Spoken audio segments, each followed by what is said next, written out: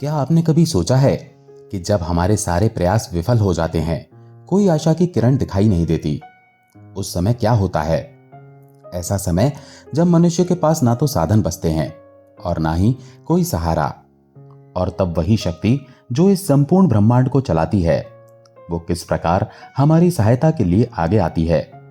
इस बात का अनुभव हम में से प्रत्येक व्यक्ति ने कभी ना कभी अपने जीवन काल में किया ही होगा।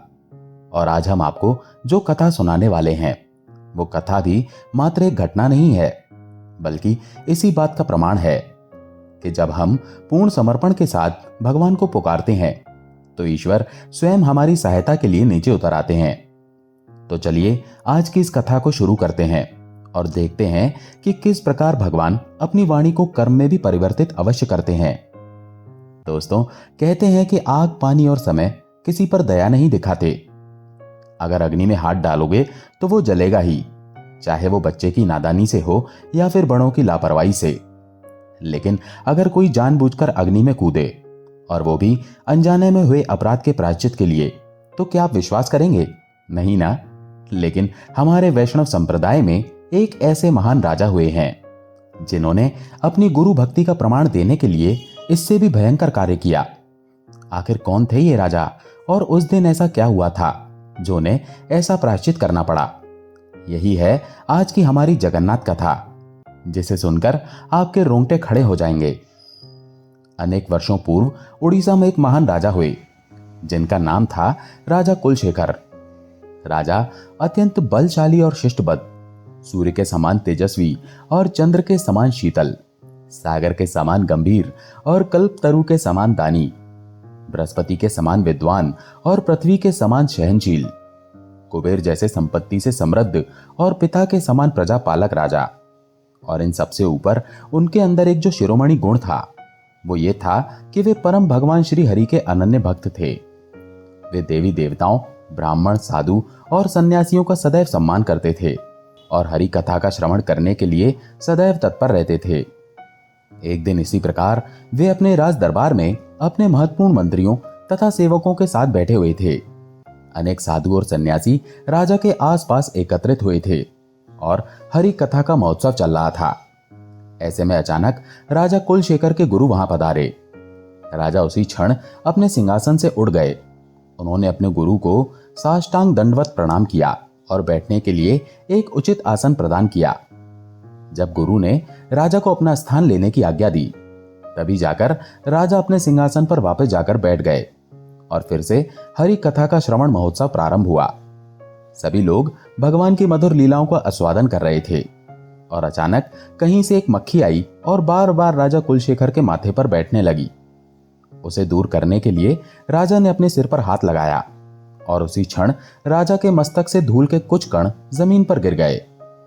वास्तव में ये वो धूल के कण थे जो उसी समय राजा के मस्तक पर लगे थे जब वे अपने गुरु को प्रणाम कर रहे थे। अब राजा को तो इस बात के विषय में कुछ पता नहीं चला और बाकी किसी का भी इस तरफ ध्यान नहीं गया। लेकिन राजा के गुरु ने यह दृश्य देख लिया और ये देखकर उन्होंने अपना सिर झुका दिया। अब राजा भी कोई सामान्य व्यक्ति तो थे नहीं, वे बुद्धिमान थे। उन्हें पता लग गया कि कोई तो ऐसी बात हुई है जो मेरे गुरुदेव को पसंद नहीं आई। इसीलिए राजा ने विनम्रता से अपने गुरु से पूछा, हे गुरुदेव, क्या मुझसे कोई भूल हो गई है? मुझे ऐसा क्यों लग रहा है कि आप शायद प्रसन्न नहीं हैं। बताइए गुरुदेव, मुझ मूर्ख से क्या अपराध हो गया? राजा के वचन सुनकर गुरु ने कहा, जब कोई व्यक्ति अपने गुरु के चरणों में प्रणाम करता है, तो उसके माथे पर जो गुरु की चरण धूली लगती है, उसके कारण वो व्यक्ति अपने पूर्व जन्मों के उतने पाप कर्मों से मुक्त हो जाता है जितने धूल के कण उसके मस्तक पर होते हैं।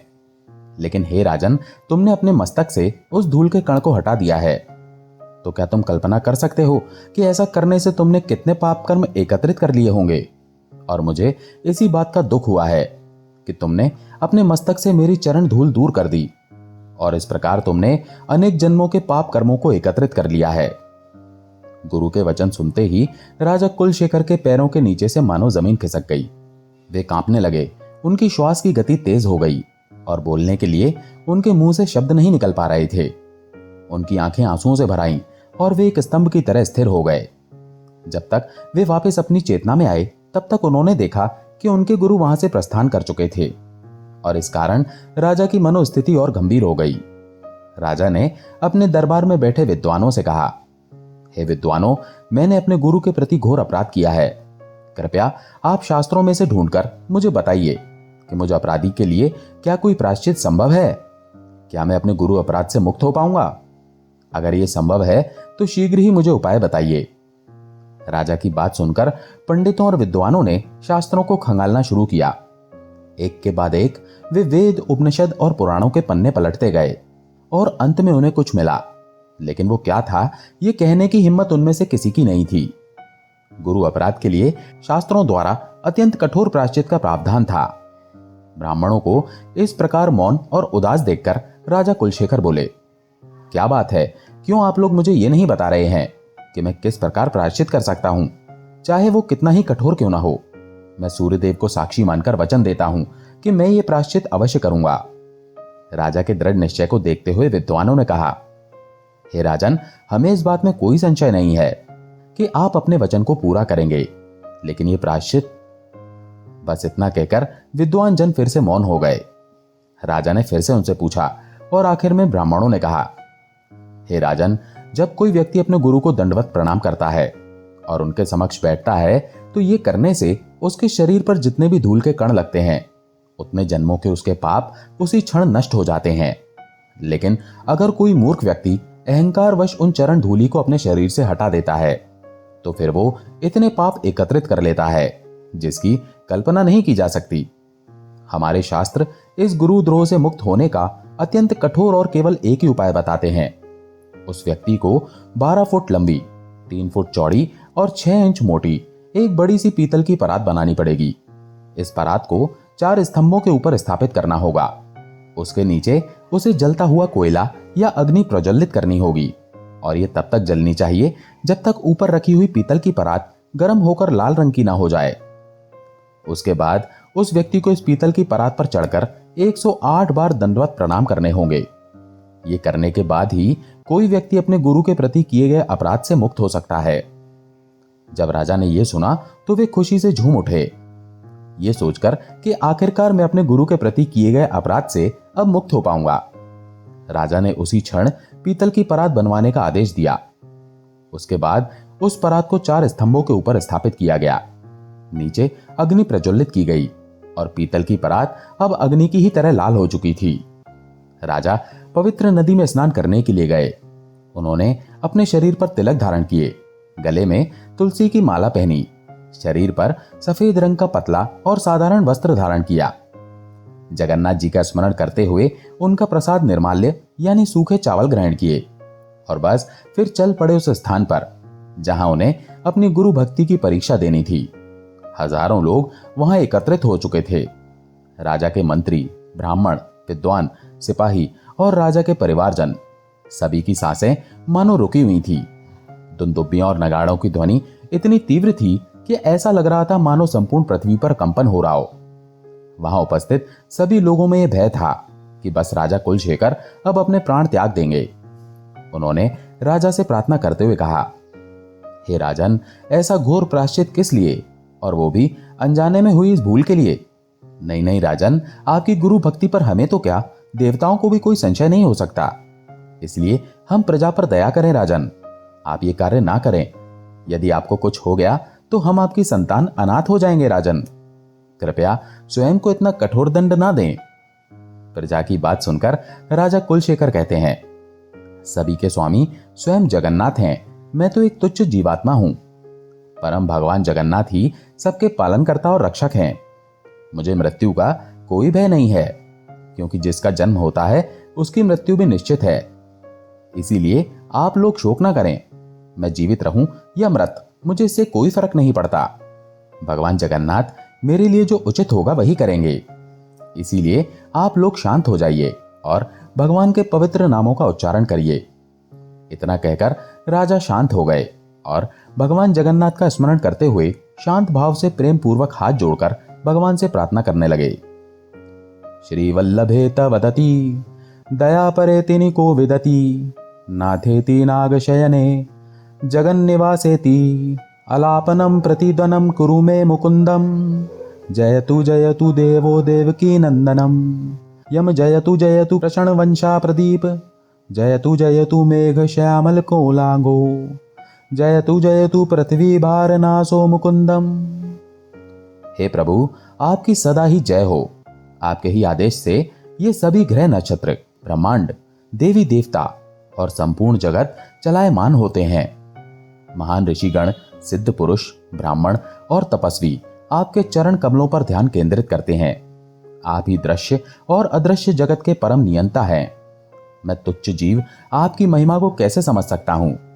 आपके चरण कमलों का आश्रय ही इस भौतिक संसार रूपी दवानल अग्नि से मुक्ति कराने वाली अमृत वर्षा के समान है। हे प्रभु, आध्यात्मिक और भौतिक जगत में प्रत्येक वस्तु आपकी आज्ञा और इच्छा के अनुरूप ही कार्य करती है। मैं जानता हूं कि इस भय से केवल आप ही मुझे संरक्षण प्रदान कर सकते हैं। इसलिए हे माधव, हे जगन्नाथ, अब मैं इस अग्नि में प्रवेश करने जा रहा हूं। मैं जीवित रहूं या मृत्यु से गले लग जाऊं, लेकिन हे दीनानाथ, मुझे इस गुरु अपराध से मुक्त करिए और आपकी जो भी इच्छा होगी उसे मैं शिरोधार्य करूंगा। बस ये कहकर राजा कुलशेखर अपनी जिह्वा से भगवान के पवित्र नामों का जाप करते हुए, कानों से हरि कथा का श्रवण करते हुए और मन में परम भगवान का स्मरण करते हुए प्रसन्नता पूर्वक तपती हुई इस पीतल की परात पर चढ़ गए। ये परात इतनी अधिक गर्म थी कि गीली लकड़ी भी एक क्षण में भस्म हो जाती थी। और आखिर राजा ने उस परात पर से दंडवत प्रणाम अर्पित किए। जैसे ही वे प्रणाम करने के लिए लेटे, उनका संपूर्ण शरीर जलने लगा। ऐसा लग रहा था मानो बस इसी क्षण राजा के शरीर के अंग जलकर राख हो जाएंगे। राजा उठे और फिर से उन्होंने दूसरा दंडवत प्रणाम अर्पित किया। इस स्थिति में भी राजा निर्भय बने रहे और उन्होंने भगवान जगन्नाथ को याद किया। अब देखिए, जगन्नाथ जी अपने भक्तों की मनोदशा को भली भांति जानते हैं और वे अपने भक्त को इस स्थिति में कैसे देख सकते हैं। तो बस उसी क्षण वो तपती हुई पीतल की परात जल की तरह शीतल हो गई। राजा का शरीर भी ठंडा हो गया। दूसरी ओर सभी प्रजागण त्राही त्राही पुकार रहे थे। उन्हें लग रहा था कि बस अब उनके पालक राजा प्राण त्यागने ही वाले हैं। जब सभी लोग रो रहे थे, उसी क्षण राजा कुलशेखर फिर से उठे, बिल्कुल उसी प्रकार जैसे पूर्व से सूर्य का उदय होता है। उनका शरीर कांति में लग रहा था। उनके चेहरे पर अटूट भक्ति के चिन्ह दिख रहे थे। उन्होंने फिर से दंडवत प्रणाम किया। उस तपती हुई परात पर प्रणाम करते हुए राजा ऐसे लग रहे थे मानो कोई श्वेत हंस जल में शांति पूर्वक विहार कर रहा हो। इस प्रकार राजा ने 3 बार दंडवत प्रणाम अर्पित किए और फिर पृथ्वी डोलने लगी, चारों ओर कंपन होने लगा। स्थिति की गंभीरता को देखकर भगवान जगन्नाथ उसी क्षण नीलगिरी छोड़कर उस स्थान पर प्रकट हुए। उन्होंने एक सुंदर ब्राह्मण का रूप धारण किया हुआ था और वे राजा के पास पहुंच गए। उन्होंने राजा का हाथ पकड़ा और उन्हें तपती हुई परात से नीचे उतारा। ब्राह्मण के वेश में आए भगवान ने कहा, हे राजन, आज से आपकी कीर्ति पताका युगों तक इस ब्रह्मांड में फैलती रहेगी। आपके समान धार्मिक व्यक्ति ना तो कोई हुआ है और ना ही कोई होगा। आज इसी क्षण आप हर प्रकार के अपराध से मुक्त हो गए हैं और अब आप परम गति को प्राप्त करेंगे। राजा ने ब्राह्मण के वेश में आए हुए भगवान को प्रणाम किया और आश्चर्य से उनसे पूछने लगे, लेकिन हे ब्राह्मण देव, आप कौन हैं? मैंने आपको पहचाना नहीं। तो उस ब्राह्मण ने कहा, ठीक है, तो मेरा वास्तविक स्वरूप देखो। इतना कहकर भगवान ने अपना श्री हरि का चतुर्भुज रूप धारण किया और राजा को आशीर्वाद प्रदान किया। राजा कुलशेखर अपने आराध्य देव को साक्षात अपने समक्ष उपस्थित देखकर अत्यंत हर्षित हो गए। भगवान की माया शक्ति के कारण राजा कुलशेखर के सिवा और किसी को भी यह संपूर्ण घटनाक्रम दिखाई नहीं दिया। सभी प्रजागण राजा की जय जयकार करने लगी और इस प्रकार भक्त वत्सल भगवान जगन्नाथ ने फिर एक बार अपने भक्त की रक्षा की। तो दोस्तों, कैसी लगी आपको ये जगन्नाथ कथा? अगर पसंद आई हो तो इस वीडियो को लाइक जरूर करिएगा और इसे ज्यादा से ज्यादा लोगों के साथ शेयर भी कीजिएगा। चैनल पर अगर पहली बार आए हैं तो चैनल को सब्सक्राइब भी कर लीजिएगा। जय जगन्नाथ।